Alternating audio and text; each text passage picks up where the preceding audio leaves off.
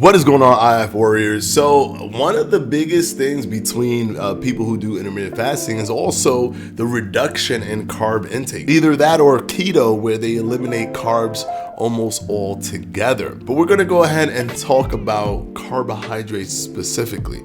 And are they actually good for you? That's an important question that we need to tackle in this community when it comes to intermittent fasting. So let's go ahead and break it down. First, we have to thank the sponsor of this video, AG1 by Athletic Greens. You guys know I take intermittent fasting very seriously and love the benefits that fasting can bring you. But one thing that I'm not willing to do is leave nutrition on the table when incorporating strict eating windows. And let's be honest, although it can be done, it is incredibly difficult to consume all of the nutrition, minerals, and vitamins one needs for the day that support better health in a small eating window. AG1 creates this massively convenient way to quickly get a whopping 75 different vitamins, minerals, whole food sourced superfoods, probiotics, and adaptogens all in one daily scoop. AG1 supports your energy, gut health, the digestion, and immune system without the need to take multiple products or pills.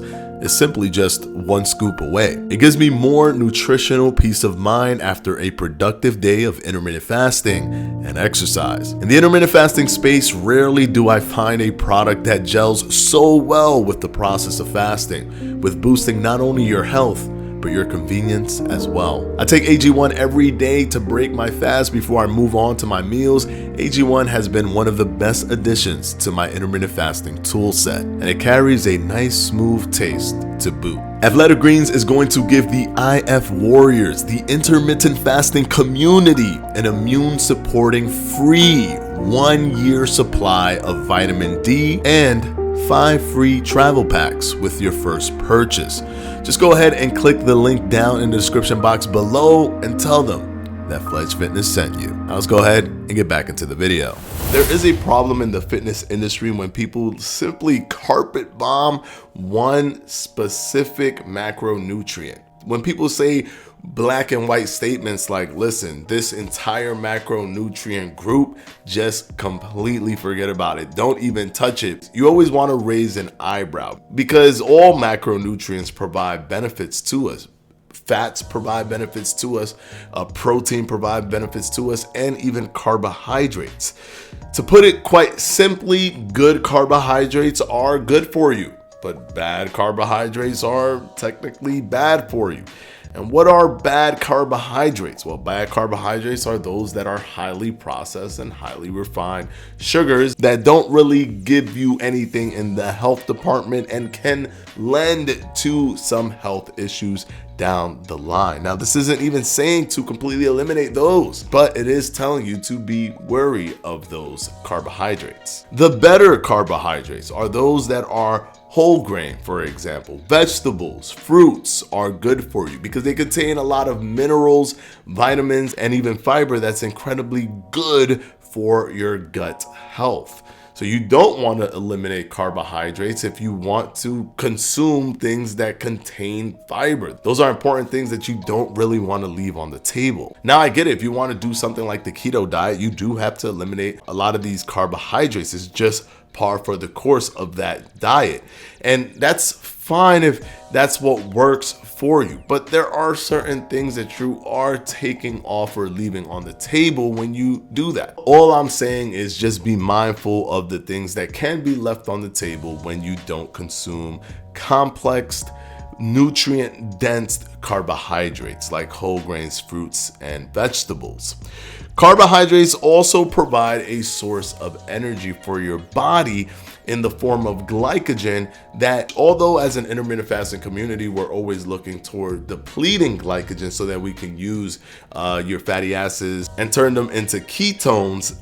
I get that, but for example, if you were to work out, resistance training, which is a good example of this, glycogen storage can help you, and you can deplete your glycogen storage during that resistance workout.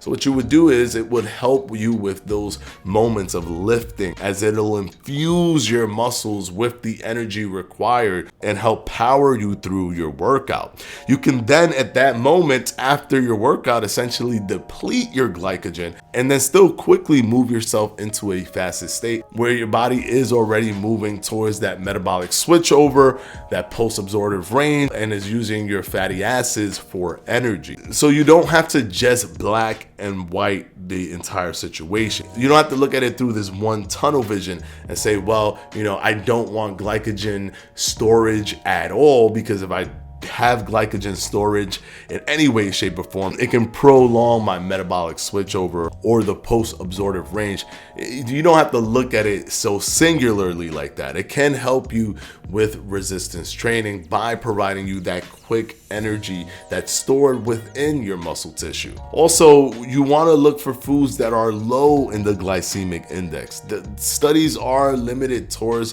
what we know when it comes to glycemic index foods and the long-term benefits of this, but for right now, it's probably a safer bet to not explode your blood sugar while you're eating carbohydrates, or when you initially start eating, especially if you are breaking your fast after a while. You probably want to touch on foods that are low in the glycemic index that simply doesn't shoot your blood sugar so high. So to answer the question, are carbohydrates good?